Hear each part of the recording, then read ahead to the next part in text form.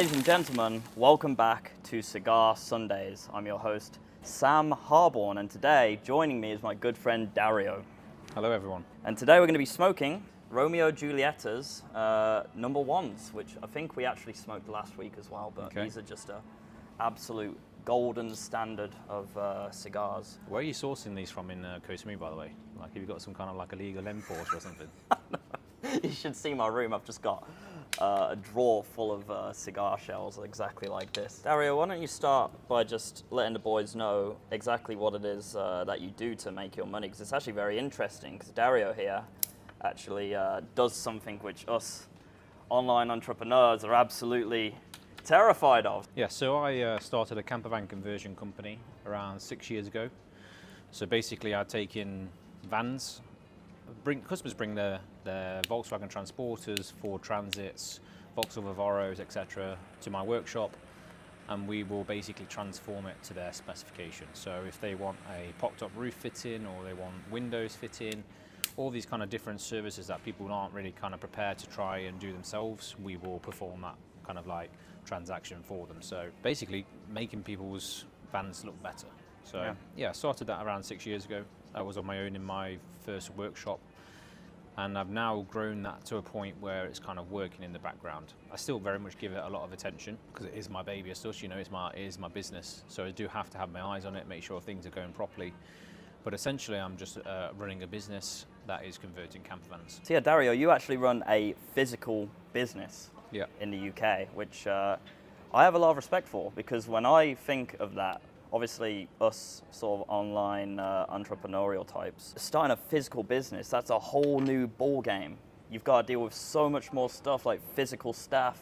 You've got your supply and actual like physical dealing with customers. What could you tell us about that as a whole, and how did you actually start doing that? Because that's a very specific niche for you to find yourself in, but it's actually proven really lucrative for you. Yeah, running a physical business is a completely different ball game to running an online business. You're dealing with so many more complex issues that aren't related to an online world. So the startup cost of running a physical business, first of all, is much higher, and you've got a lot more limitations in terms of scalability. So I guess really for some examples will be premises. As a physical business, like a workshop like I've got, you have to have the right kind of style, place or physical location first of all. So you have to find that in the first place. So you could have an amazing idea and you want to get going, but you first got to find somewhere to do it. Whereas with an online place, it's basically start a domain and you're gone. Yeah, the world's your oyster, right? Yeah, there's no limitation to that. There's no barrier to entry. You can just set up straight away.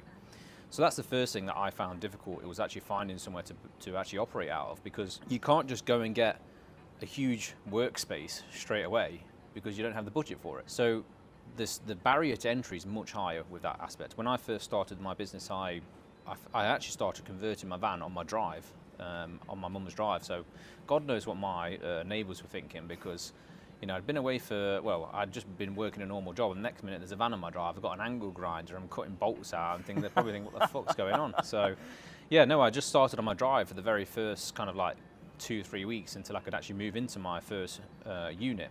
And the first unit was a small farm shed. It was in the outskirts of Derbyshire. It took me about 40 minutes to get there every day, which is a bit of a pain in the arse to drive. The benefit of it was that it was out of the way, so it was cheap, because I didn't have a big budget. It was £500 a month at the time. Wow. And then taking £500 on a month, like as a premises, now I think about it, is not a lot really, but back then that was a lot of money. Like, I've got to find £500 every month. When you're 23 years old, that's like someone's rent, someone's someone's mortgage money. So that was the first thing. I had to find somewhere that was able to even take in the kind of work that I did, because with my business, motor trade, was very difficult to find someone that would actually accept it. Because what happens is with motor trade, it's got a bad name for the premises kind of like industrial units, because they can fill them up with cars all over the place, and they've got oil leaking all over the place, and they're usually loud. So trying to convince people to actually let me operate out of a unit was quite difficult. That's just another variable that you have to deal with a physical business. When you're online, it's just like, you start up your Instagram account, you start up your YouTube, you purchase a subscription to a platform like Kartra or Kajabi, and you just start selling. Exactly. But in the physical business world, you have so many more small little variables that you can't even think about until you actually put yourself in the shoes of making a physical business. Exactly. When you guys look for employees, really, it doesn't really matter where they are. Yeah. As long as they speak English is kind of one of their requirements, I guess. But it doesn't really matter where they are, as long as they've got a good internet connection. Well, with my old premises, it was really hard to find staff members that wanted to come and work for me, because the only place I could work from was outside in the countryside. Well, outside the countryside meant a 25-minute drive to there. People don't want to drive 25 minutes all the time. They would rather work in city centres where they can get to with no public transport. There was no amenities nearby. So all these kind of different aspects of the location, first of all, they present you so many barriers to growth. So the scalability is much harder. That's one of the main issues that I found, was actually being able to find staff who wanted to come and work in the locations that I was located in. So that's one of the main things, actually finding a premises is one of the difficulties with a physical business. Then you've got costs. So you've got majorly elevated costs compared to an online business in terms of actually just operating. Because you've got to pay your rents, and if you've got more than one premises or a premises over a certain amount of size in the UK, you pay business rates. So you've got all these costs every single month mounting up that you have to pay continuously. Whether you make money or you don't make money, you do that. With the online world, it's kind of like your subscriptions, but you can pretty much cancel a subscription if you wanted to, unless you're tied into a 12-month contract. But realistically, subscriptions are kind of like your kind of like rent as such that we get. So yeah, there was many different issues that I faced in the very start, and we go to them in a lot more detail if I wanted to, but most of all there was that, yes, it's a complete different ball game to actually running an online business in terms of setup costs. Yeah. What about dealing with employees, man? Because once again, like us online guys, we don't have to deal with that too much. Like obviously you might have like your video editor or your thumbnail artists, but again, it's such a different ball game dealing with people in such a physical business like that. Literally converting camper vans as well, which is a very niche skill. Very niche skill. So I assume that you had to actually be more hands-on than you'd like to be, because maybe you have to show them the ropes. Yeah, exactly. Well, I think the first thing that you have to think about is you're going to be spending 8 hours a day with someone. Yeah, that's a big one as well. That's a big one. You guys, we can come and sit here in an office where we want to, be on our own if we want to, if we're not feeling like we want to spend any time with anyone. It doesn't matter. We put headphones on, we get to work. Whereas with our industry or our job, like in an office, people's dynamics, you've got to be able to spend time with everyone every single day. On top of being able to be good at your job and then spending time with that person, you've got to have that kind of inter-work dynamics. So it was difficult to find certain people that would vibe with our workforce, because every workforce has got a vibe, hasn't it? It's always got a kind of aspect towards that workforce when you spend time together. So yeah, that was one of the main things that was you had to be sure of when you're hiring people, that they fit in with the vibe of the team. We usually had a younger vibe as such, a young team. Myself at the time I was 24, 25 when I started to take on my first kind of younger apprentices as such in the business, and I wanted people who would be on that kind of level as well. So there's that aspect that you spend a lot of time with everyone every single day. There's the aspect that you have to make sure people are on time. That was always a difficult one, because I had certain employees who just wouldn't turn up on time, and it's like, I'm paying you to turn up and do this job. And it's very much a skill you have to learn as a business owner, to be able to speak to someone in a way that isn't aggressive, but also gets your point across that you are the boss of this business. Assertiveness, yes, corrective. Yeah. Some people take well to that, some people don't. So it's always a constant balancing act, I found, with staff members. Being able to maintain someone's motivation every single day, make sure they work hard and they do a good job and they're respectful and they actually perform well. Making sure they turn up on time and do the basic duties of an employee, because some people nowadays, they just don't even want to perform basic duties of an employee. I've had that before with the staff members before. So yeah, you have to deal with that, and you have to be able to learn those skills, and that's something I had to do. I had to learn how to deal with staff members in the correct way. It was very hard, because no one ever teaches this stuff. This is just stuff that you're either good at, or you learn to be good at, or you're not good at all. You've got to put a lot of intention behind it. You don't learn those sorts of things in school. Dario, do you have any concerns that you're now transitioning into more of an online personal brand business? Do you have any concerns, because you've still got your business running in the UK? Do you have any concerns that just being a little bit less hands-on with it, it'll start to like go in a wrong direction or a different direction? Or do you have like someone there who's really solid, good management? Do you have any like anxieties or concerns with that? Because I find, for me, even with smaller things like letting go of some creative control in my own YouTube videos, like hiring a video editor and etc. Like I find myself quite a few limiting beliefs there, like, oh, no one can do as good of a job as me if I'm there. And maybe that's true, you know, there might be some truth to that, because frankly speaking, like, no one's going to really buy into your vision and your brand and your purpose more than yourself. But at the same time, it is a delicate balancing act, because if you remain so hands-on, you're going to end up sort of choking the business out and also burning yourself out. So I was just wondering what you thought about that, and do you have any concerns about that? And also, what is it like transitioning into more of sort of an online personal branding business? Because obviously you've been hanging around with a lot more people who are doing that exact business model, and you know, I'm really looking forward to seeing a lot more of your content as well. So okay, so to answer your first question, I think any business owner that says that they're not worried about that they, when they come away from it, is lying. Yeah. Every business owner must go through that, and I will still go through that now. You know, it is a thing that you do have to deal with, and you do worry about it. You know, if you take your attention off it, the hands-to-hand, the day-to-day hands-on approach, then it is going to have an effect on your business. Absolutely. The difference is between an entrepreneur and a business owner, or someone who works in their business, is that they can step away and it functions without their attention, because an entrepreneur technically has multiple businesses. That's what the kind of definition is as such. If you're in your business, and this is what my mentor taught me, if you're working in your business and you take one day out and then everything goes to shit, then you're just an employee. You're just an employee to that business. So when I came out here to Thailand, this was basically a test for my business to see how I dealt with it. First of all, if I could deal with not being on a hands-on approach and giving that responsibility to someone else to run my business, but also to see if the business could run without my daily attention and my presence being there every single day. Now, nowadays we live in a day and age where technology is so powerful that there's really no need for me to be there, because the tasks that I would perform in every day are the exact same tasks I perform right now. The only difference is I'm here in Thailand, or I was there in my office. So I'd already come away from over a year before I came to Thailand. I'd already come out of the workshop for over a year, so I'd already got my workshop. You weren't as hands-on, you were more of the like mental approach and like the logistical stuff, rather than the hands-on nitty-gritty stuff. Yeah, so that period took me around 2 years to be able to say, right, well, I'm going to transition out of the workshop, become more hands-on in terms of actually managing the business, and then going into sales, and then basically being the director of the business, which is what my goal was to be. That's a progression that takes time. It's not something that can just happen overnight. And then you have to find someone who can manage it for you and you can trust wholly to do that. And luckily, I do have a very good person for that. In essence, that's kind of the key to this whole thing, is that the team is what allows me to be here now. Because without my team, my business wouldn't run at all. Yeah, the whole point of it, you've got a great manager who can run a team for you, and they're incentivized to do a good job and make sure that things are going well for you. So yes, I do worry about it, but I did 6 months of a testing procedure.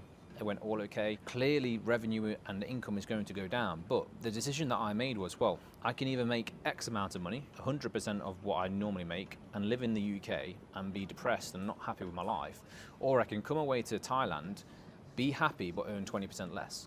Yeah. And my time and my lifestyle is more valuable than 20% extra money, because once you get to a certain amount of money that you're earning, that extra 20% doesn't make any difference. Once you've earned a certain amount of money, it really doesn't make a difference. Unless you're going from like 20k a month to 100k a month, then there's a big difference. But from there up until around 100k a month, there's not really that much difference in life. So to earn 20% less, but live in a place like this and spend time doing things I actually enjoy, paying less attention and to my current business and growing other businesses, what my passion is, that's the decision that I made, and the reason I kind of decided to transition to online personal branding and business stuff. So yeah, we should clarify. You actually sold all of your stuff from the UK. You sold all of your stuff. You had an entire life set up there, really. Yeah. And you went back after you spent 5 months here in Thailand. Yeah. You realized this is it. I like this a lot, and you went back to the UK. You sold all your stuff, and you've moved out here now. Yeah, absolutely. Yeah. So I came here in January. That's when I met you guys, and I just realized after the 5 months that I didn't want to live in the UK anymore. I always knew this, I always knew I didn't really want to live in the UK at all, to be honest. I hate the country in most ways. There's some things, obviously, that are good about it, but realistically, I don't like living there. Because I'd already lived in Italy and New Zealand, I knew what life was like in other countries, so it wasn't a hard decision for me, because I'm prepared for it. So yeah, I went back to the UK and decided, I'm going to live in Thailand, because I've got the opportunity now with everyone that I've made connections with, I know I'm going to have a good time when I live there. And I just said, yeah, fuck it, I'm going to do it. So I sold my house. It was a good time to sell my house because the interest rates are going up all the time. So my mortgage was getting bigger. My bills were paying council tax for no reason. So effectively, I've just recuperated all the money I've invested in the UK and took it out of the UK. Instead of paying extortionate prices for stuff I wasn't going to be using, because I don't have any intention of living there for at least the next 5 years, or even going back at all, to be honest, hence why I've done the 20-year elite visa here in Thailand. So yeah, I went back and I sold all my stuff and decided to make the move out here and go all in on it, because that's really, I didn't want any more ties. I didn't want any more mental baggage from the UK bringing me back or having anything to give me a reason to go back to there. Yeah. That's the reason I want to come here, have a fresh start, a clean slate, and just start the next chapter of my life. Yeah, we've actually bonded over our similar sort of addiction to video games when we were younger. So if you could just talk about that a little bit, when exactly did that start? And also, when did you realize that it was a problem? And how did you stop? Okay. Video games was a big part of my upbringing, very much. It influenced a lot of my interest in life and just my whole upbringing for pretty much 10 years, because it was all I ever thought about.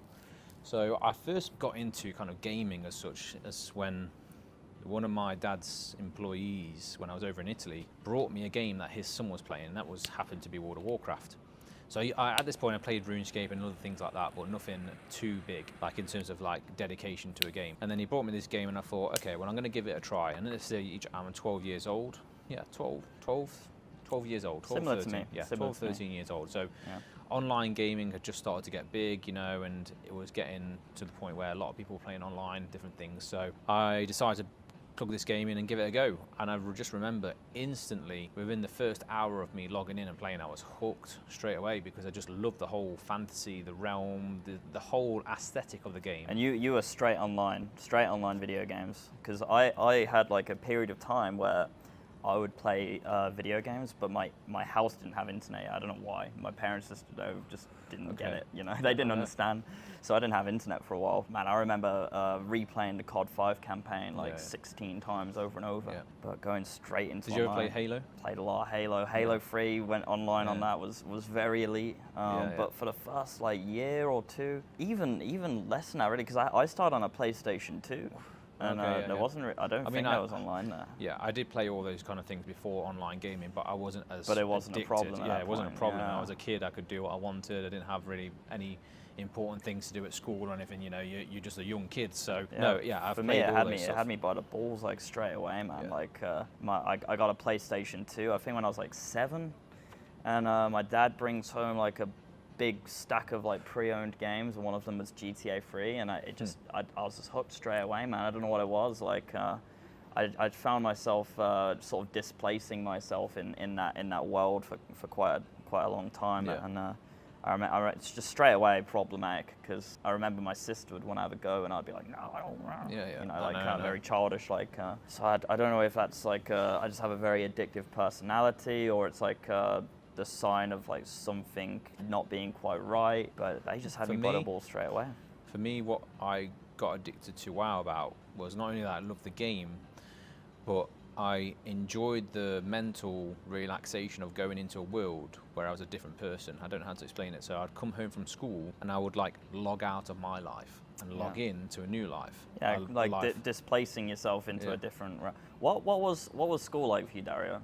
Did you have a hard time at school? Was it chilling? I had a mixed time. I don't know how to explain it. It's weird because I had friends, but I always had enemies. Right.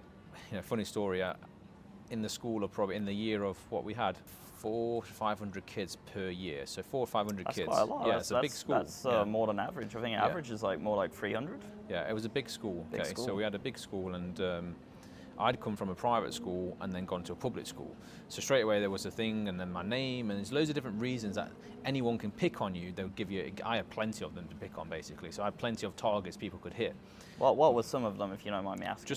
Just having my name. Going into Italian, school, Dario Quacquarelli, straight away, it's different. So straight away, people are different. The CEO is a different person. I come from a private kids are brutal. They'll just see anything slightly anything different. You can kind of get onto, And the thing is, I like I said, going back to, in 400 kids, I won 2 awards at the end of year 11. Was Number one is most opinionated. Well, that's the first reason. That's why people were probably, because I just didn't care I just said my piece every time. You know, I said what my opinion was on certain things, and people found that would be either as offensive or they give me a reason to go at me. But I had a mixed time in school. There were people I got on with, had great friendships with, absolutely, but also people I had enemies with, and I didn't really like. I was in lots of fights at school, but I never let people take me for a ride. I always stuck up for myself no matter what. So that was one thing I guess I did have going for me. That's good for someone, because I was quite the opposite. I got shit in school, but I was not opinionated. I allowed it to like kind of chip me away. You know what I mean? I think that's genuinely one of the worst things that a young man can go through, is like having their self-esteem chipped away. And I also had this like very weird pacifist mentality where I was like, I'll be the bigger man and not be violent, you know. But I actually think that's complete horseshit, and I'm sure you probably agree. Like, it's a much worse case scenario to get shit at school and allow it to happen than actually do something about it. Maybe you get the shit kicked out of you, but you've got your honor, you've got your self-esteem, and people are way less likely to fuck with you again. Yeah, I think if you go through those situations and you don't do anything about it, you're just going to keep it coming. You'd get more, I don't know, I would say respect, but you would get less of it if you stood up for yourself and just made it. I think it is like a subliminal level of respect as a man. Like if you fuck with someone, it's like just a really random like anecdote here, but like I remember Conor McGregor press conference with Jose Aldo, and Conor took Jose Aldo's championship belt and he was like, come get it. And Jose Aldo didn't really do anything about it. And then, I mean, I don't know if you've seen the fight, but like by the time the fight was happening, he was mentally broken. He got KO'd within 11 seconds. Yeah, exactly. Just mentally broken because he couldn't assert himself against Conor McGregor. Obviously, he's a very strong personality. Yeah. But this is a dynamic that you see in schools. You see very strong, abrasive personalities taking over, and more quiet, introverted people, they sort of get pushed to the side. If they allow it, this bigger man mentality, it's just so destructive for young men, and it continues to get pushed. I would always have been one of those guys who would rather go down fighting than just to let something happen. As long as you do that, then you have respect for yourself. And that way, as long as what you think about yourself is good, and you do the right thing by what the morals in your life are, then that's the right way to play it. You know, take the beating, but at least you've tried. That's the way I would look at it. And life's gonna fucking hate you anyway, man. Yeah. I do thoroughly believe that mentality and like the time span that it continued to happen over the X amount of years that was the case. Like I was sort of like the mental punching bag, not too physical, because I didn't assert myself. I didn't like cause too much trouble, you know, but I was like a mental punching bag in the sense that even within my friend groups, the dynamic was that you can make like little subliminal jokes about me and like just use me as like some sort of stepping stone to get like a cheap laugh from the group or whatever. I didn't like get into many fights. I got into a few, but like it really destroys your self-esteem. And I do believe I attribute a lot of my sort of mental breakdown that I had to that over a long time scale that continues to chip you away, and you end up just having no opinion on yourself, which is good. And then obviously if you're a bit like introverted again and you find yourself, you find happiness and comfort in like displacing yourself into video games, it's like a very, very destructive cycle. It's like a slippery slope, because then you don't go out and and you don't get experiences. Yeah, exactly. You don't increase your social skills because you're just stepping away from it and getting worse, and so that gets worse on the outside, but so that's the reason why the video games don't help that situation, because you're basically just backing away from the issue and making it worse. I didn't have that problem in that way, but I can see where that would go.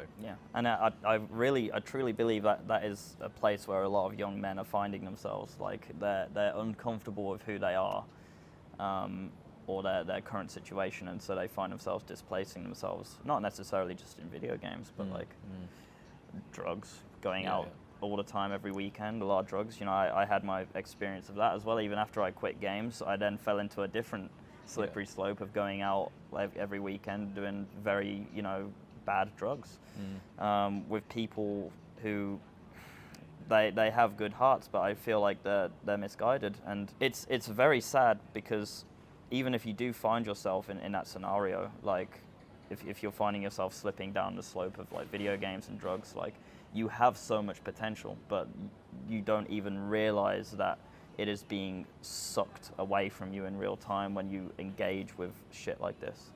And it really took a big fuck this moment, you know, that moment in life where you're like, fuck this, my life sucks, I hate where I am, I need to do something, I need to change something. It took a really big one of those to sort of realize what I'm doing is not fruitful. And I also think mentorship helps with that. And you actually mentioned that you had a business mentor.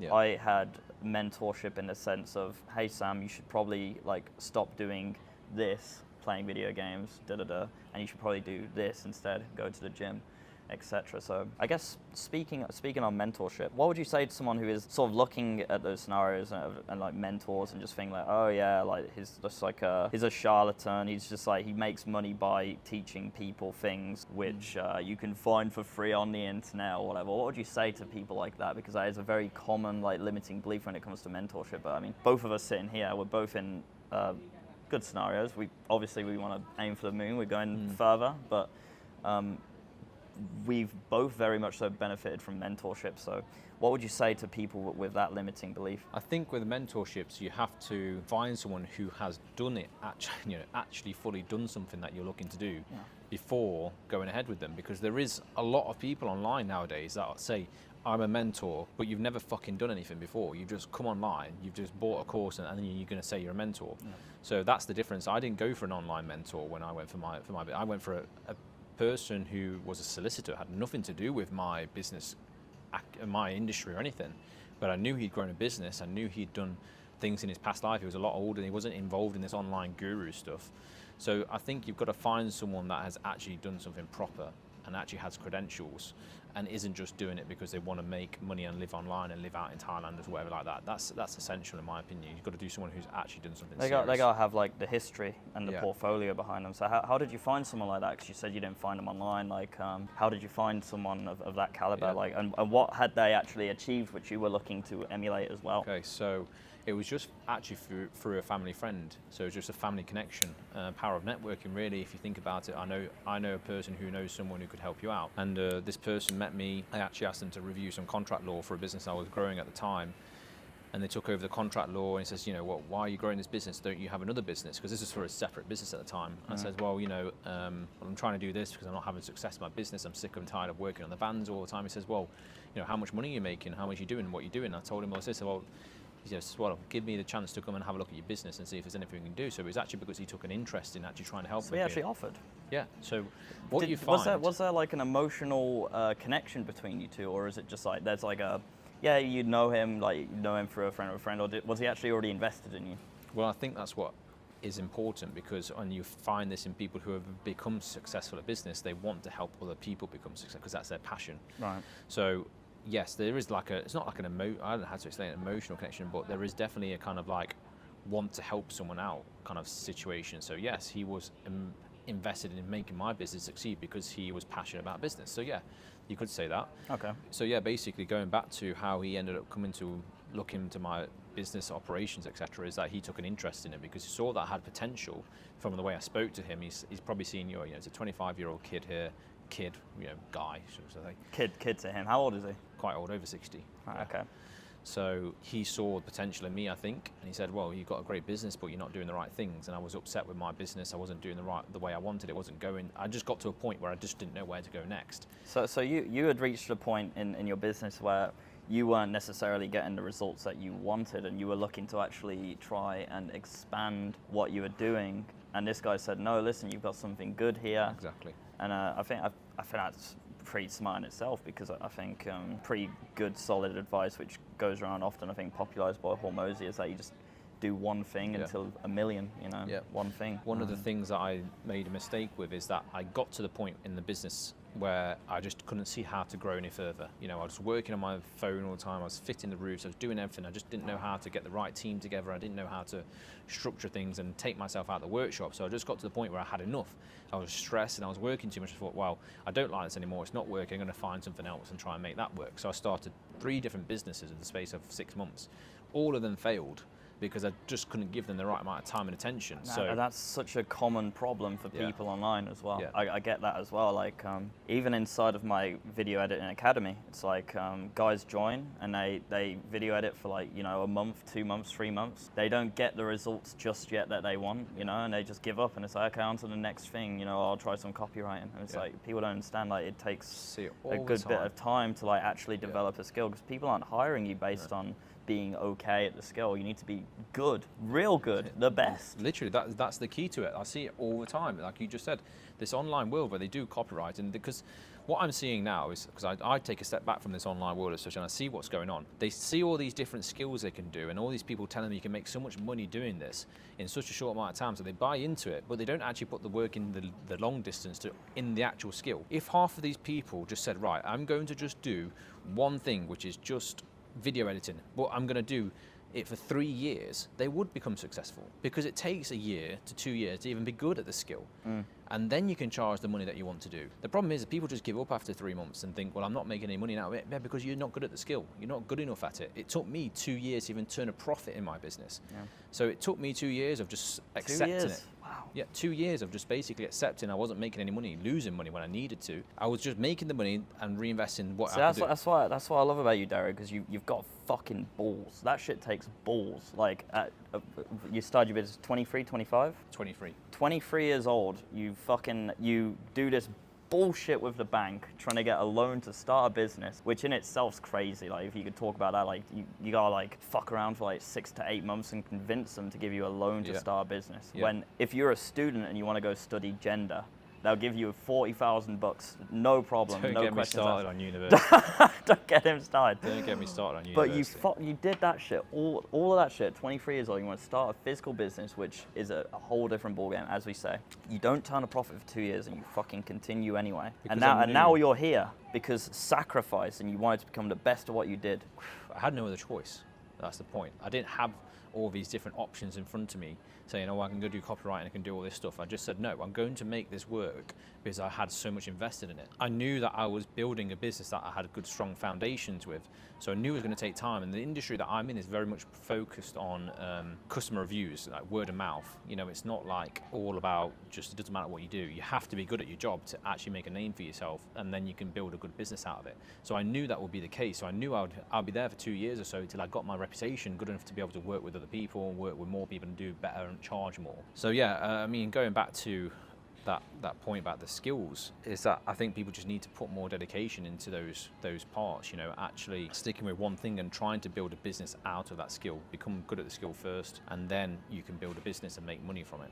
You think people are like victim to information overload? You know, I've got this influencer here, yeah, you could do this influencer here, you can do this, you can get real successful here and here and here.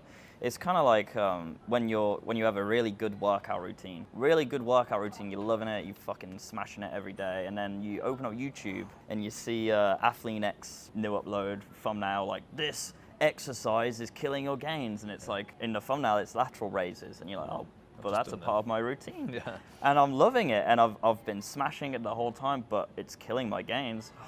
Okay, well, I guess I'll remove it, you know? Yeah. It's kind of in a similar vein, like you're getting a lot of information overload, when in reality, like, the people who win, this is another point, like, when someone is in a position that you want to be in, what they say they did isn't necessarily what they actually did. Yeah. Like, I saw a really good Chris Williamson post earlier, actually, where he said, like, a lot of the people that you look up to, like, they actually used a level of resentment, anger, frustration to actually get to the position they're in. But the advice they give is more like, yeah, like, live more of a life of balance, guys, and do this, and like, you know, yeah, it's not actually good to use your anger. And no way. I can hand on heart say that I've used resentment and anger to power me through bad situations, 100%. I mean, I am a hothead, first of all, but I used to be a lot worse. But you know, having that fire inside you saying, I'm going to fucking beat this person or this other company, that got me through things. Did you have an enemy when you were like coming up on this camper van business? Because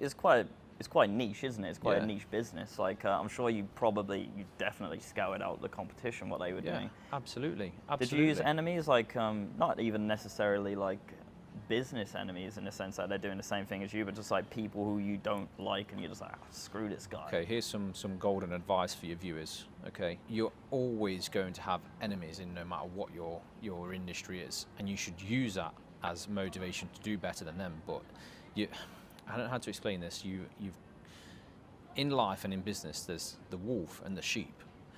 You have to decide which team you're going to be on. Are you going to be the wolf or are you going to be the sheep? Because the sheep get eaten and they don't survive. There's plenty of companies that I know in my industry, that I've set up within 2 years, they're gone because they don't have that killer mentality. You have got to be a killer to be successful in a business, even more so in a physical business, because you don't have leeway. You don't have like anything to fall back on in a sense. You've got to make money. So you've got to take over people. You've got to have that killer mentality, say, I'm going to put you out of business. I'm going to take your business.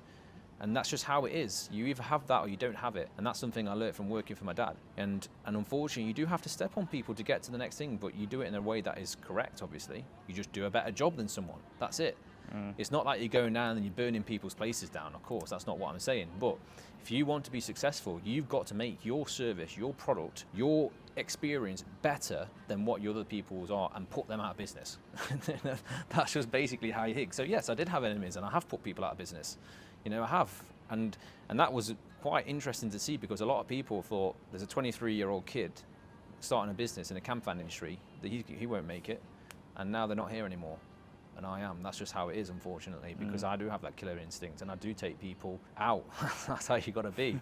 So yeah, no, you do have to have that inside you to be able to do it. How much of your mentality did you actually pick up from your parents? I think a lot of it, a lot. Working with my dad definitely taught me things and how to play certain situations. I think it's essential to have a good upbringing in a way, and try to put that into practice if I could. So yeah, no, a lot of it. I learned a lot from my dad, 100%. I learned more 3 years working with my dad than I would have learned in any kind of university course, that's for sure. Oh, mate. University's a scam. Oh, it's a big scam. It's a huge scam, absolute huge scam. Think about it, you're paying £9,000 per term or per year for your course, yeah? They're charging you interest on that payment because they know that you're not going to be able to pay it back. So I don't understand how people don't see that. Okay, you want to be a doctor, you want to be a lawyer, you want to be an architect, you want to be anything that needs a degree for, absolutely. Yeah. Yes, go for it. You're going to need it because that's what's required. But if you're going to go to university and study art, or you're going to study gender studies, or art is very subjective. Like, what the fuck is studying art? Who gives a it's subjective. It comes from the brain. It comes from your mind and your subjective experiences and your subjective view of the world and how you view that bit of art. Yeah. It's subjective. How the fuck do you study that? You can study the mechanical skill of painting a picture. It's just like the theoretical bullshit is what annoys me. Because if you think about it, like, if I was in Neanderthal, if I didn't go to school, but like my parents taught me how to read, write, and do basic math, like in day-to-day interactions, you probably wouldn't really be able to tell that I don't know how photosynthesis works. Yeah. You probably wouldn't be able to fucking tell. I'd come across as a pretty normal dude. Yeah. There's just so many things that you just don't need. We're talking specifically about UK system, okay? Because this can't be applicable to everybody, because in other countries in Europe, for example, they don't have to pay for their university. It's a different story. But the UK system is specifically designed to extract as much money out of you as possible in a way that you're then trapped. Think about how many times you get told by your teachers, well, you must go to university, you must go to university. If you don't go to university, you're not going to be successful. Think about that whole system. You go to university, you pay £9,000 a year, you pay for your student accommodation. Most people go to university and just become drug addicts, let's be honest. That's another big fucking thing. There's a massive drug culture for students in the UK. So you're getting hooked on drugs, you're paying for lessons that half of them are online now and half of them people don't even attend, and then you're getting yourself into debt. You're being charged interest on your debt for the rest of your life until you pay that off. And you don't have a choice about that. Oh, I'm not going to pay. No, you have to pay it back. Unless you live outside the country, it's a different story. And it's predatory as well, because when you're presented with the option to go to university, you don't have a clue what you want to do. You don't have a clue. You just going to do it for the sake of doing something. Yeah, exactly. Like, my parents said I should go uni, or like, my teacher said, yeah, go to uni. This is what success looks like, young Sam. You need to go to uni. It's like, well, who the fuck are you to tell me what success looks like? There's a lot of different avenues to success, and funnily enough, a lot of them don't involve university. They don't involve university. They don't involve running on an infinite hamster wheel and paying off a bullshit debt.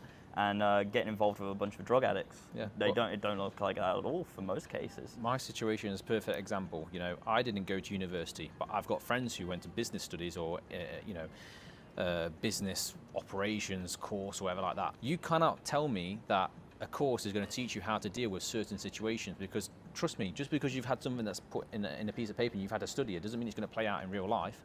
Look at some of the most successful people in the world. They didn't go to university. Business is a completely different thing. Business is just as much about how you deal with other people than it is what you've learned in a book. So that is completely different, and I'm doing a lot better than most of the people I know that I went to university, for sure, because business is a different ball game when it comes to that. I don't think you can learn that stuff. It's kind of like you've got to live the life of business. In some ways, I feel like I dodged a bit of a bullet, because obviously I had a pretty rough time between 14 to 22 years old.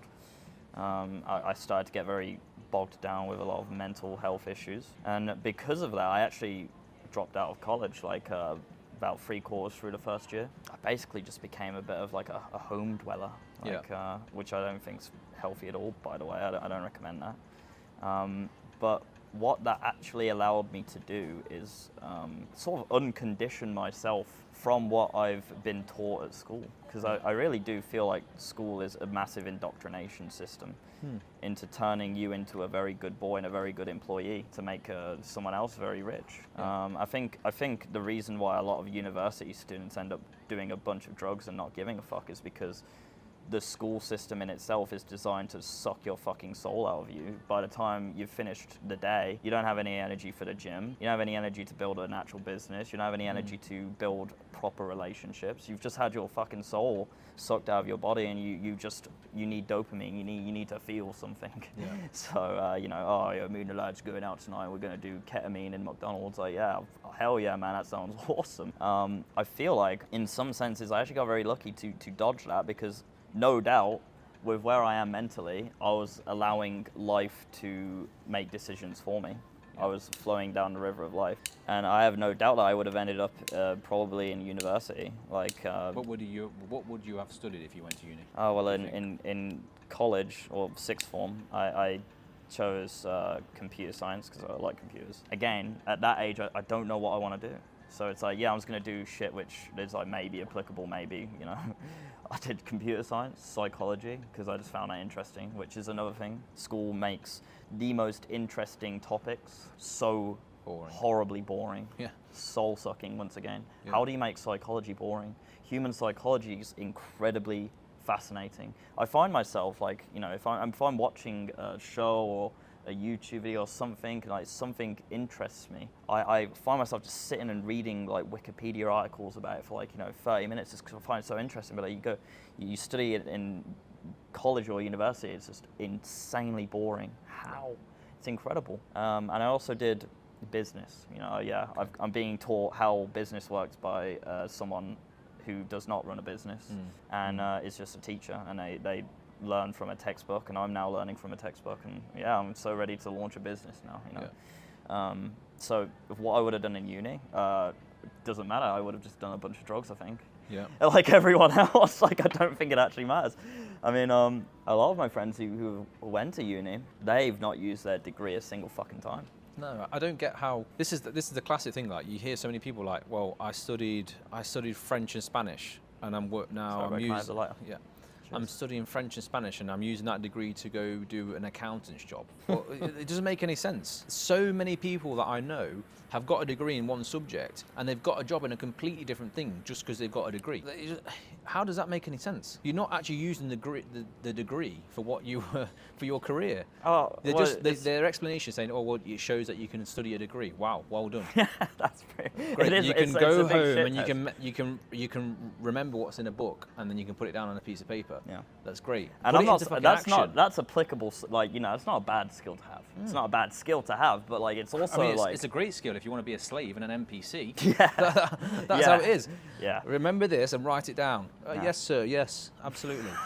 Like, go and fucking put it into action, what you've learned, and do it yourself. Yeah. Make a business out of it. I mean, and sometimes you can have the theory down, but when the situation's thrown your way, it's a whole different fucking ball game. You need to have the mental prowess to be able to navigate those scenarios. you can be so unbelievably intelligent in terms of business, and like you could have studied every business model and all this shit, but like when you're presented with a problem, how do you deal with it? Yeah. Sometimes you need to just throw yourself in and just fucking experience it. You have to be ready on your feet to accept the situation and navigate that problem. So many people, they're like, oh, that wasn't in my textbook. I don't know how to deal with that problem. Fall apart, You just fall apart under pressure. That's it. That's the difference between people who are just good intellectually, like in studies, and people who can move on their feet and get things done. That's a massive difference. I mean, to be honest, the ideal situation is if you're both. Someone like Elon Musk, that is like the top of the top. He can do both. So that's where I would aim to be if I could be. How much did you pay for your mentorship?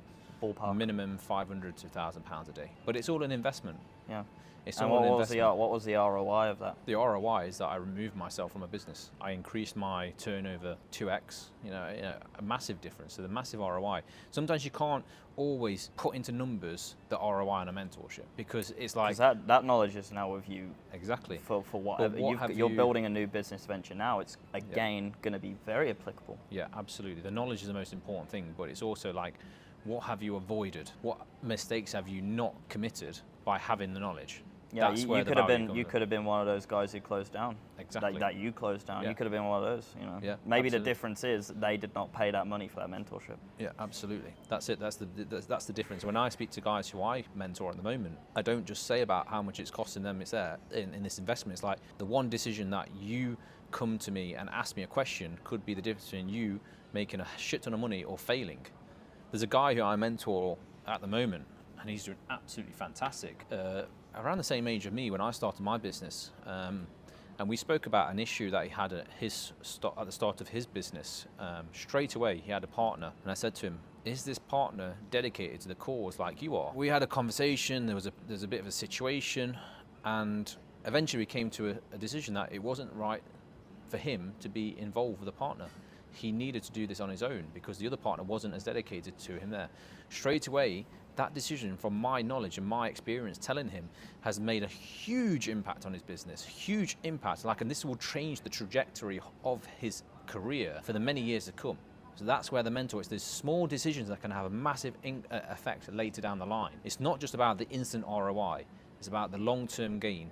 It's the long-term outlook of your business. And it's kind of like a good saying when I try to make decisions in my business is a saying my mentor told me is having an oak tree mindset. And what does that mean? So an oak tree mindset is an oak tree starts out from a very small acorn, but it's so strong because it creates such strong roots because it's thinking long term. I'm going to be there for years and years and years. So when you come to make a decision that is like, well, I could lose 200, it's like what I do with my customer service. I could lose £200 now, but maintain my reputation that's going to earn me thousands of pounds in the long run. Or I could have that short-term mindset, well, I don't want to lose £200 and get a bad review. There's a reason that my company has got such good reviews because, yes, when it comes to a problem, like every business has problems and creates mistakes, etc. But it's how you deal with them. That oak tree mindset that I put into play when I make those decisions, right, okay, no problem, because I know in the long term, this is going to benefit me more than just saving myself £200, £500 here and there. So that's one thing that I would say to anyone who's watching is to think about that when they're making a decision. That's really powerful. Oak tree mindset, I like that a lot. In anything in life, it's not just about business. How are you setting your life up now in a way that you can create such a strong roots or foundations in a life that you can become an oak tree? You're working on your fitness, your physical aspect, you're working on your mindset. These are all kind of branches and roots that you're adding to your essence as such, and you're thinking about the long term. Yeah, the short term thing is like, well, fuck it, I'm just going to go out and get fucked up, I'm going to get drugged up, I'm going to get drunk. That's not oak tree mindset because you're not thinking about things in the long term because it's only going to damage you. If that makes sense, maybe it makes sense. I don't know. It really does. It's very powerful. Obviously, there's like I've of course heard the idea of like instant versus delayed gratification, but when you put it like that, like it's so much deeper on such like a much more like meta level. Like these smaller little business decisions can make such a massive impact, even the grander ones as well. I like that a lot. Where are you going right now with your business? What's your vision for it? I'm trying to scale my audience. I think I have a very powerful message. I think I have a very good message, and I want to get it out to as many people as I can. And I think with that, God will reward me with abundance. I'm very much so focused on content, good content, trying to put out a good message, and less so on the business side of things. I'll always prioritize like the message before business, because I think with the message being so built up and strong, and it's very weird for me as well. I'm in a very weird stage because I'm transitioning from like the side character, and I play the side character very well. I play like the assistant very well. I'm very good with rational thinking, especially when I'm not like directly emotionally involved. But now I'm transitioning into like really thinking for myself and my own business, and it's a weird transitional period that I'm in. So I'm still experimenting and trying to figure things out. So that's where I'm at. I'm really trying to dial in my content though, and yeah, and obviously the results I'm getting in the academy are like really good. Like I'm sustaining myself by selling the video editing academy. And the reason that works is, again, because I've built up a portfolio of results that I've accumulated, so people actually trust me. But that's going really well, and I'm active inside of the community that comes along with it every single day, and I'm seeing guys in there every day posting their wins and really starting to get a good way along that journey. And again, like, because people have actually invested in learning that skill of video editing, I find that they're far more likely to actually stick with it. For example, if I was like I'm like 20 years old, I don't know what I'm doing, I want to make money online, so okay, I'll watch a video on like, okay, I'll do some copyright, and I'll watch this video, oh yeah, video, and it sounds good, If you invest money into something, I don't know why, but like people don't value their own time. Like, if you've invested like 3 months of time into video editing and you're like, oh, actually it's not really working out, they don't value their time as much as they should. But if they invest $300, suddenly it's like, oh, that's me. I'm going to really nail this down. And everyone inside of that community are aiming towards the same thing. And I think that's so powerful. And I like interacting with those guys every day. I'd see them every day, sort of like really trying to grind and level up. And I've got really high hopes for a lot of them. I put a message in there today saying, listen, guys, I want a good fucking handful of you out in Thailand by early next year. I want to be sat here on a beach smoking a cigar with some of you boys. That'd be really awesome. I think we're starting to get to that stage now. I'm seeing a lot of good stuff. Like, I was talking to a 17-year-old. I did a live Q&A event inside of the academy, and I was talking to a 17-year-old. I was like, hey man, I'm trying to figure out if I should move out. I'm making £4,500 a month online, and I'm like, wow, 17 years old. That is fucking incredible. Yeah. So that's going really well as well, getting good results for the academy, but I'm really trying to dial in my content and to just funnel people towards my empowering message, because I still really feel like there's so many young men exactly like me, just a few fucking years ago, like I was lost in the sauce, and I think that's a really powerful thing that I'm doing, and it's rewarding as fuck as well, really is. The kind of, a lot of people ask me like how I got to where I am right now and different things, how can I, a lot of people, they're stuck in a position, they want to scale up and they want to do more things. And one of the things I'd say that I would recommend is people need to think how they can turn that skill into a business, and they're not just doing the skill all the time. Running on a hamster wheel. You have to leverage other people, and that's how it is. That's how businesses work. You have to leverage a team. If you're doing video editing, for example, your students, they should be thinking about, how can I build a team of video editing? How can I build a business out of this? Well, the first things first is to learn the skill. You have to know what you're talking about when you hire a video editor, because then you need to know if they're a good video editor or not. So when you're looking for video editors for your team, you'll be analyzing their work, but you know the skill first, yeah? So you have to learn the skill first. So if I was going to set a timeline out for a video editing guy to start a business over 5 years, because that's the kind of time scale you're going to be looking at to create a business out of this. So you need to spend 2 years doing the skill first of all, taking in the work, selling your work, delivering the work, improving. Boots on the ground. Yeah, boots on the ground first of all. You're the lowest of the low. That's how it is, always. That's how I started out. That's how everyone starts out, the main guys, okay? So you do that, you learn the skill, you deliver the products for 2 years or so, then you start to get to a point where you can't handle all the work, and you start to take on another video editor. Okay, so then you're passing the work on to him, and you're critiquing the work, and you're selling the work in the background. So you're now bringing in the work because you've got a reputation. You trust your editor that's working for you to deliver on it. You're passing that on to him, and then you're finding more work. Then you get to the point where he can't handle the work. Right, we need another person. Okay, let's get 2 video editors on the team. Then you get to, again, now you're just focused on critiquing both their work and finding more work. Once you get to the point where that's too much and you can't handle it, you find another salesperson. So you find a salesperson who's going to go out there and find more sales for you to give the work to the two guys.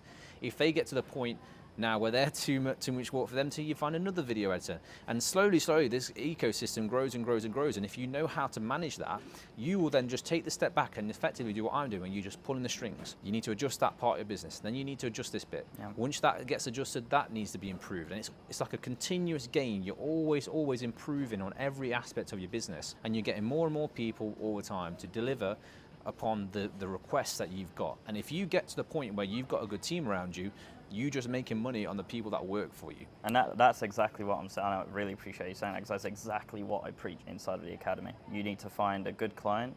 You need to develop a very good relationship with them. Exactly how I did with Hamza. Yeah.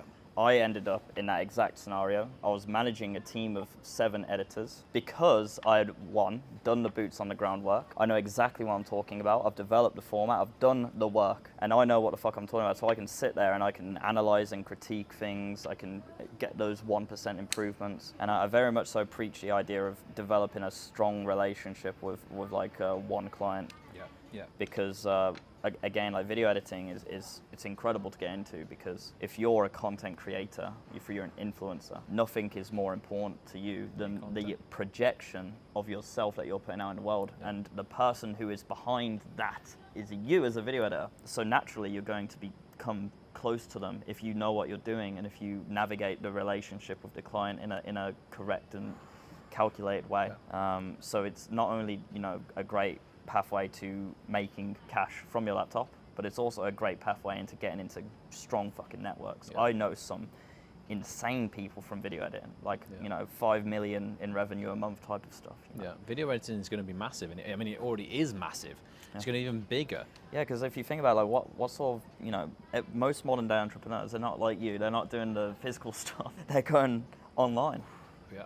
They're starting online. Well, I'm going online now. And even you're going online now. That's what I'm saying. So you need to have a video editor for all this stuff. And the difficulty that I've found with video editors is that the communication is just so bad sometimes. The communication, they think that they're talking to like just a chatbot or something. You have to be invested in the perfect. Everything you're saying is exactly what I preach inside of the academy. You have to present yourself as a business. Exactly. Oh, fucking hell. Yeah, you are absolutely right. There are so many things that video editors get wrong, and that's why they can't scale past, you know, $1,000 a month. You know, I could guarantee that I could go into a video editing, someone as a video editor, and I could do more in 6 months than anyone who's doing a video editing agency right now, just because I could speak to people. Because that's the thing that I've noticed with video editors, they just can't communicate. That's the main skill, is just getting the business in first. Half the people that are in video editing, they can't do it because they just can't communicate. So if you just improved your communication skills first, you would have so much more success. I have an entire module based on exactly that, how to actually navigate your relationship with clients. I think it's incredibly important because, frankly, like exactly how you said right at the start of this, you're going to be sat in an office 8 hours a day with this guy.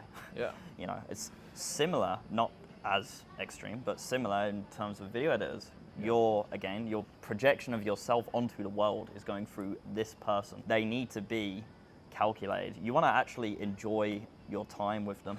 You don't want to be like, oh, God, I messaged a fucking weirdo video editor guy, like, you know, this fucking basement dweller. You need to be able to actually have a bit of a laugh and like be a human rather than just a bot. Like, hello, sir, yes, your video will be ready at 5 p.m. You're positioning yourself as a mere cog in the machine of my business. And it's like, you're replaceable. I could get another bot. But if you're an actual person with creative input, just in general good input for me and my business, and you're also chill to be around. I like hanging around with you. Exactly. That is how you actually elevate yourself to, like, you know, a very important figure in someone's business. And guess what, man?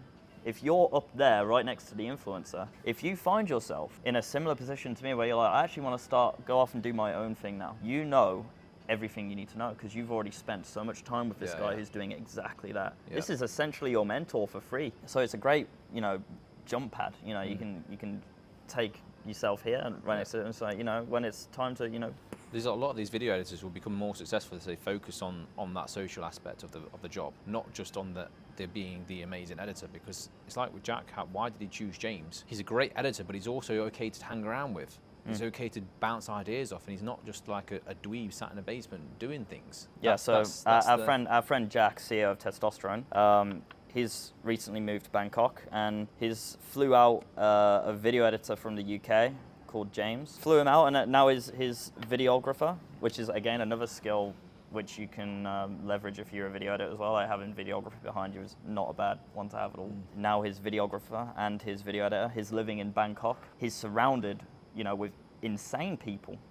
Jack's very well connected, very well connected. People like you, Iman Gadzi, crazy network out there. So now James, by simply being good at what he does and not being a narc, is actually positioning himself in a beautiful city, surrounded by incredible people, and I bet he's learning so much. The video editing kind of vlog, kind of full-time live cameraman lifestyle is a great lifestyle. Yeah. You can leverage, you can become from nobody to someone really quickly if you find the right person to partner with, and you grow with that person like yourself.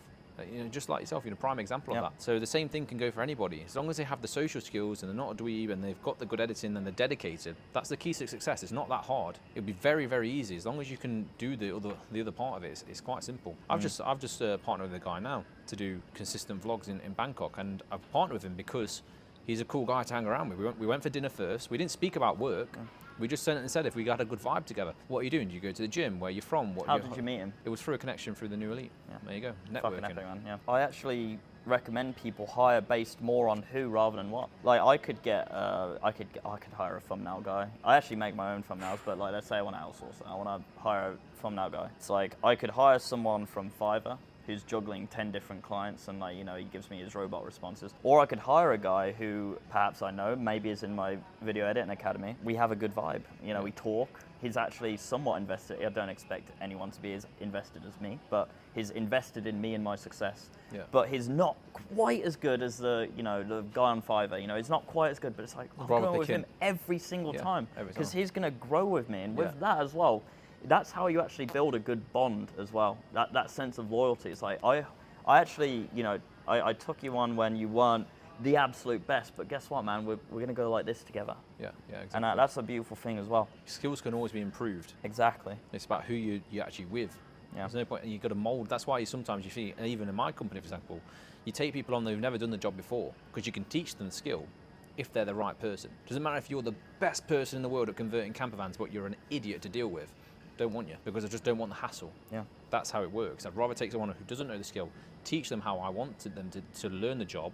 It's like you can't, the old saying, you can't teach an old dog new tricks. Yeah, that's how it is, and that could go a long way for a lot of people who are struggling to find those clients. Just become more personable. At the end of the day, business and success and money, it's all down to your interpersonal skills. Yeah, communication. People buy from people.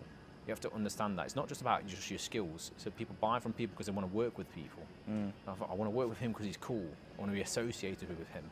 I want to buy his product. I want to buy his brand because he's a cool person. I want to be like that. Or I believe in his project. I believe in his brand. I believe in his ethos. So you can become very successful even without being good at the skill, as long as you've got that personality. Yeah, and if you've got the personality of a growth mindset as well, you don't have to be so great right now. You need to be the right person. Yeah. And the right person has the mindset of, I'm going to try and become very good at what I do because I want to make Dario succeed at YouTube. Yeah. I'm going to have a look into cameras and lenses because I want Dario's videos to be good. Yeah. I'm going to look into getting better at video editing because I want to edit Dario's videos better so that they resonate with Dario's audience. Who is Dario's audience? I'm going to ask these questions. What sort of format would actually resonate with Dario's audience the most? Yeah. How can I develop a replicable format for Dario that he can use forever for his personal branding, which will actually resonate with a lot of people? And that line of thinking is where the money really comes in. We will see this in live action with my YouTube channel. Yeah. That's how we're going to see it. Let's talk about your YouTube channel. You actually uploaded a video, I think it was yesterday, which really fucking inspired me actually. You sat down and you just goal set, and we've actually spoke about goal setting before. I think a while ago, quite a few months ago, I sat down with you and I said, Dario, I'm really struggling with my mental clarity. I don't know where I'm taking this. I don't know what I should sort of aim for. And you sat down and told me the importance of goal setting, and I've sort of forgotten about it again until I actually rewatched your video, because Dario's has started a YouTube channel, so please go in the description and subscribe to Dario, because it's going to be some awesome stuff. Again, his putting a lot of effort into it. He's hired a videographer and an editor. It's going to be awesome content. It's also very valuable, as you can see. Dario's a very fucking smart person to speak to. But I watched that video last night and I was like, wow, yeah, I gotta set goals again because I've forgotten, you know, like I'm sort of, it's very easy to just go through the motions and forget that the importance of actually setting a solid goal. Yeah.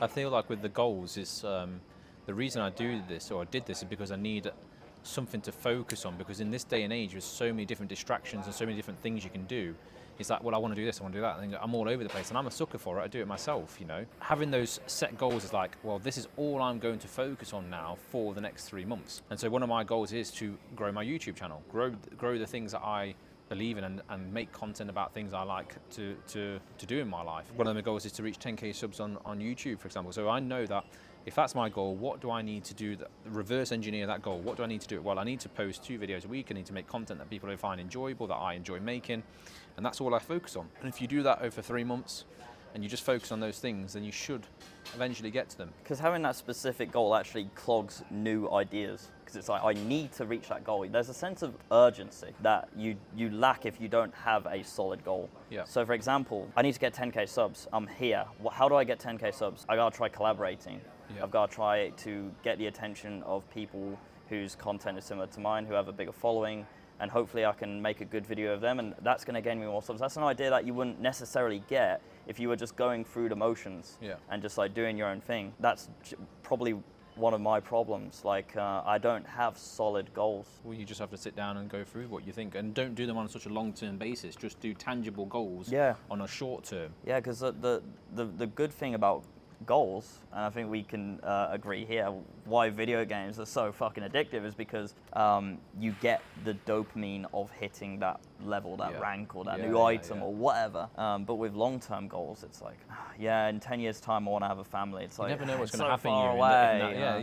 Yeah. I don't believe in that. It's, you know, you can have an idea of what you'd like to do in your life, but realistically things can just crop up and happen. You can't go to those goals. So yeah, make short-term goals that are tangible, and then just reverse engineer it. What do I need to get to that point? We've seen a massive warp of like relationship dynamics in the Western world as of recent, and I mean, I have a few ideas as to why that's sort of happened, but I'm curious to hear what you think is like the cause of that. There's definitely an agenda being played or rolled out that we all know about now. You know, it's just it's a subject that is clearly out in the open. It's been spoken about for quite a long time now. There's a lot of people who aren't willing to accept that yet. Yeah, they're not willing to accept it, but it is clear to see. And that is actually one of the reasons that I wanted to leave the West and come to this area, because I could see this unfolding in real time.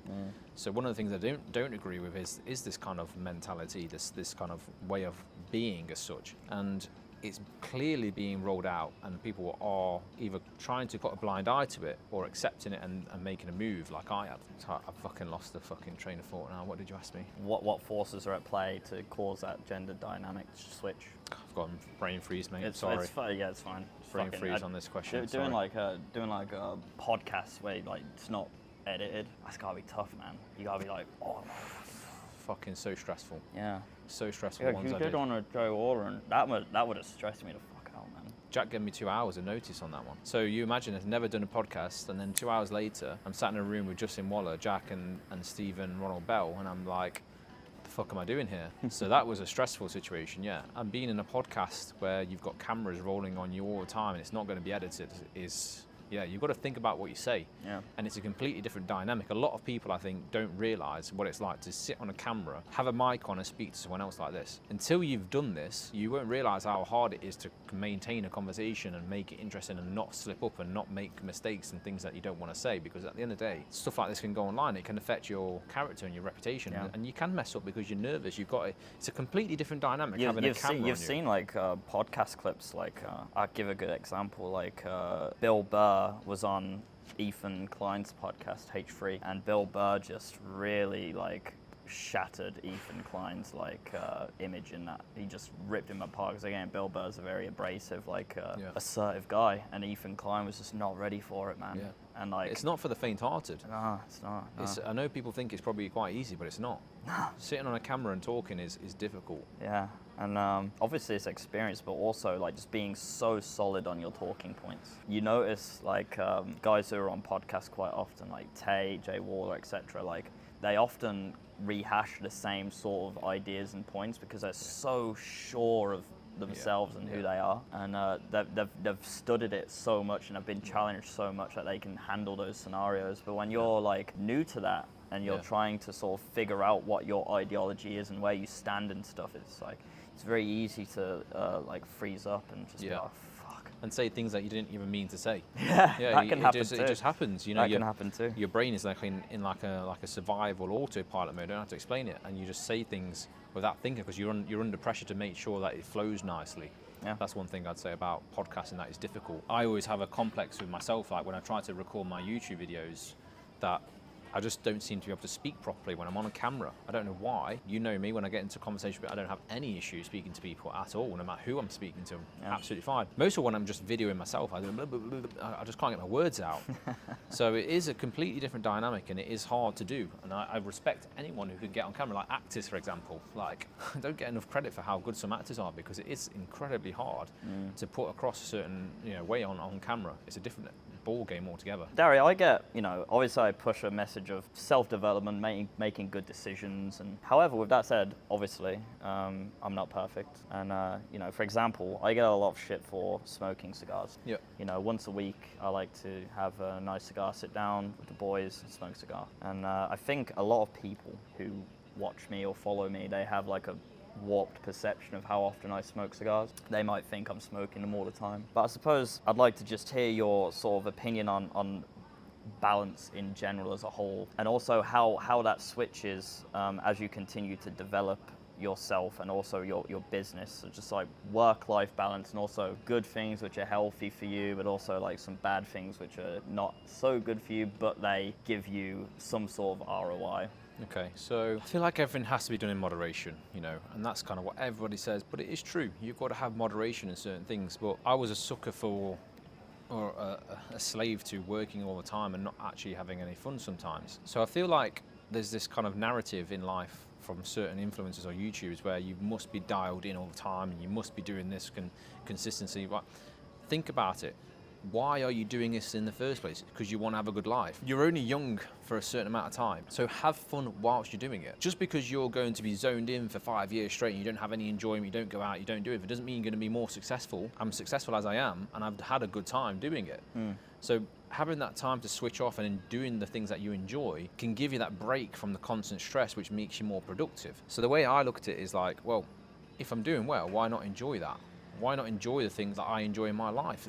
That's the whole reason I'm doing this in the first place. Why did I buy a brand new Range Rover at my age? Well, because that's what I wanted. That's why I'm working for. That's, the money I'm making is to buy the things that I enjoy in my life. And there's a lot of this kind of like, you should just save all your money all the time. Again, just because you save all your money doesn't mean you're going to be successful.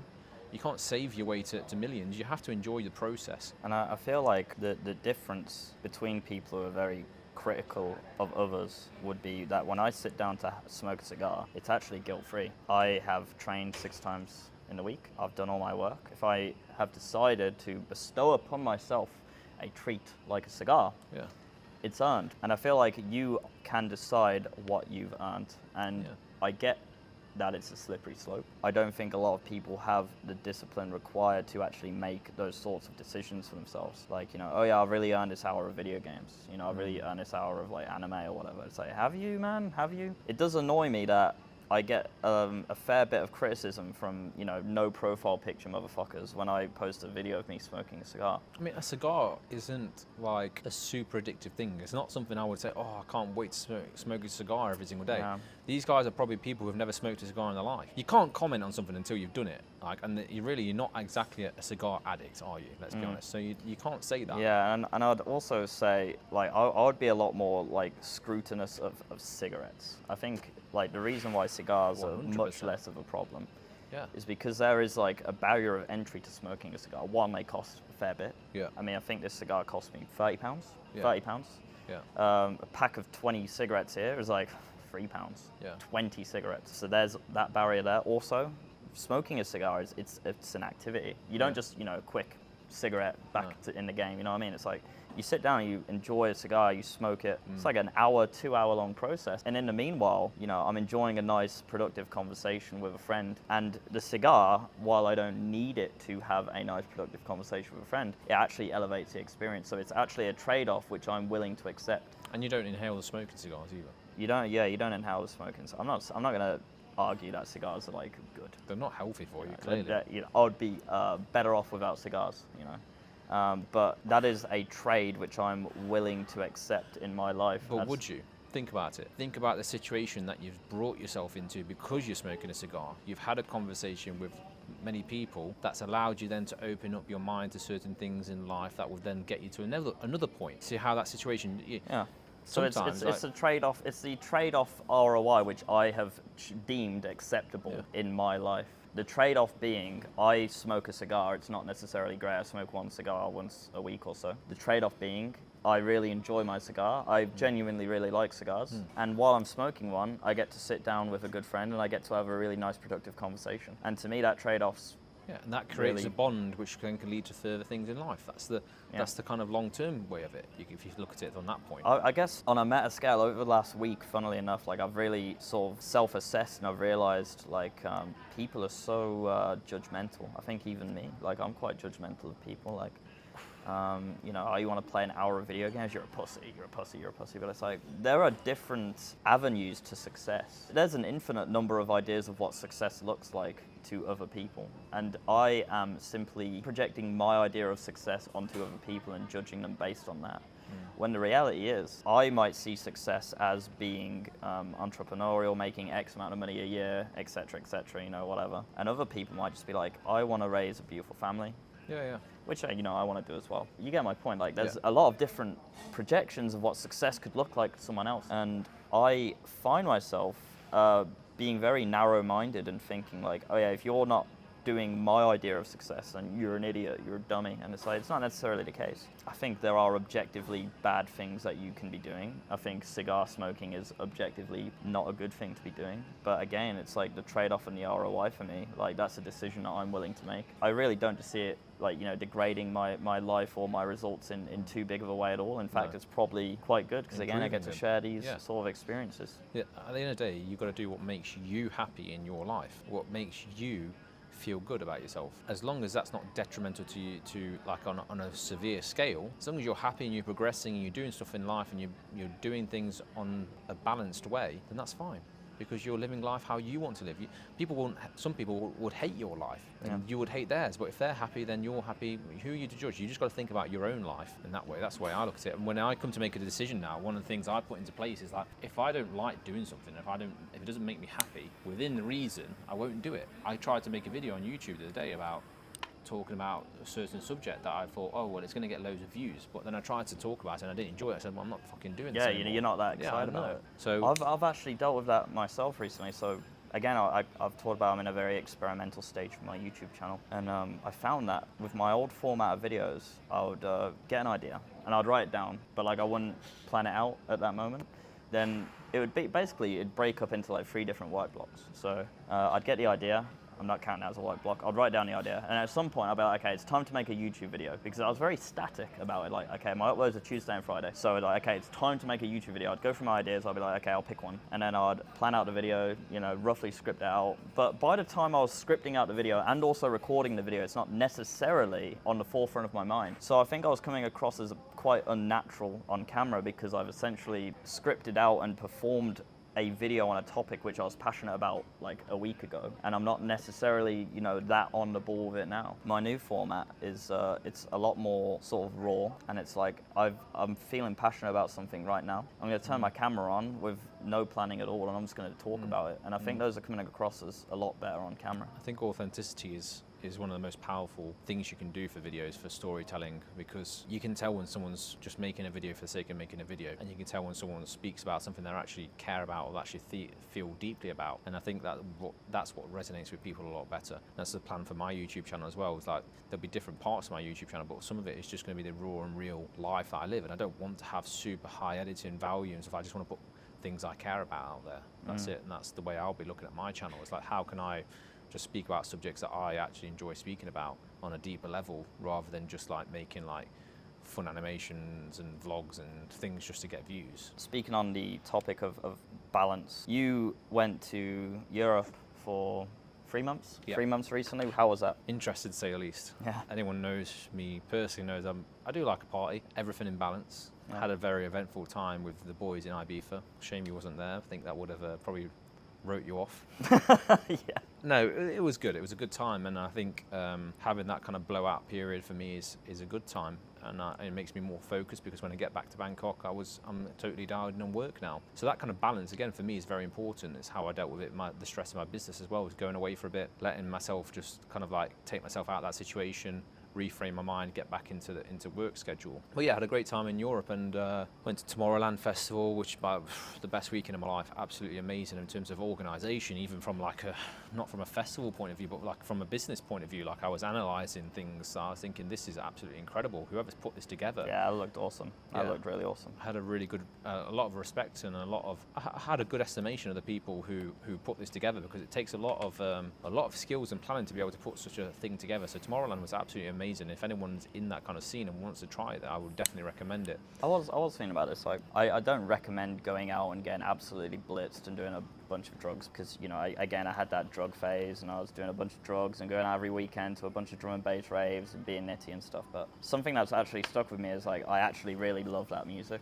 Yeah. I still love that drum and bass music, and I love having a nice little dance, man. Yeah, we connect a lot on drum and bass music.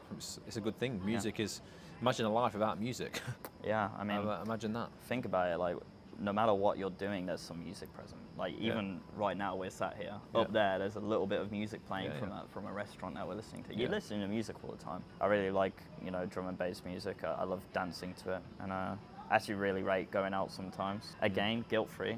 The big difference that a lot of people don't understand is that when I do shit which would be deemed as bad, like smoke a cigar and go out and have a drink, it's guilt-free, because I have earned it. So I actually really rate going out and having a good dance. And I think we haven't actually went out properly. No, not to a proper drum and bass event. No. Yeah, we do need to get one of those in. I think it's good fun. I mean, I even made a Instagram account recently called Beats on a Bike. I saw. Because I just like drum and bass music, and it's like genuinely a passion of mine. Yeah. And it's like I just want to share that music with people who like it as well. And it's pretty awesome. Another little creative venture. Yeah, so Dario, obviously you've started your YouTube channel and you've set specific goals for your YouTube channel. How many times a week are you planning to upload? You want to reach 10,000 subs by the end of the December. year? Yeah. The end of the year. So how is that looking for you? How you've set the goal now? You've now started to reverse engineer. Obviously it's going to be a process, but what are some of the sort of ideas and the plans going forward for your YouTube channel, and also just your personal brand? Yeah, so the plan is to release at least 2 videos per week, and one of the format will be one vlog with the main editor and videographer, which we will be doing in Bangkok, and hopefully some traveling together and things like that as well. And there'll be one informational based video as well per week. And then anything after that will be more, just like if I just decide to pick a camera up and film something I'm interested in, then that will be there. But the main thing is that I don't want to have a set structure in terms of the content. Yeah, I've really found a lot of I've found a lot of empowerment in letting go of that rigid schedule and actually just allowing myself to just put shit out whenever I feel like it. Yeah.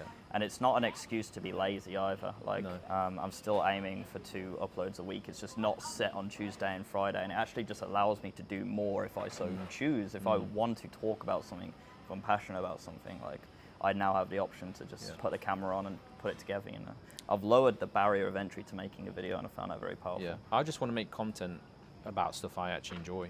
Something, I know it sounds silly, but just like one of my things I like doing in life is going to nice hotels. So I'm just going to start reviewing the hotels I stay in. Like, I've stayed in some amazing hotels in my life, and if I'd have picked up a camera and made videos about, because sometimes I will search for reviews on hotels on YouTube before I book them. I know it sounds, but it's just something I like doing. Like, because with Booking.com and that, you see so many photos, and yet you turn up there and it's not the same thing. So having like a genuine hotel review is something I would actually like to do, because That's a really good idea. Yeah, love staying in 5-star hotels, and I love the experience of staying in that kind of ambient. So I'm just going to record and do videos of my travels when I'm in nice hotels and doing stuff. And then, like I said, just not having a strict content subject to speak about, because I just don't want to make, always business videos, business, business, business. No, I'm just going to make videos on the things I'm doing and the things I enjoy speaking about. That's it. That's all it is. And that's powerful in itself, because I think a lot of people who do YouTube, they sort of lock themselves into like one specific niche or brand. And while that's powerful in itself, and I think like it'll probably give you a much clearer and faster pathway to success on YouTube, it's not as fun. And like, you know, what if you don't like that shit anymore? You don't want to talk about it. You know, you want to talk about something else. You're passionate about fitness right now. Maybe you're not as passionate about fitness in 1 year or so, and you want to talk about other shit, but you're like, oh, I'm a fitness channel. It's very hard to rebrand yourself when you stick to one niche subject. Very hard. It's not a long-term plan. It's not good for long-term if you then lose interest, like you just said. The acorn. Yeah, exactly. Acorn so tree. You've got to be able to diversify yourself as times change. You have to adapt and overcome what's coming, because, you know, in a year's time,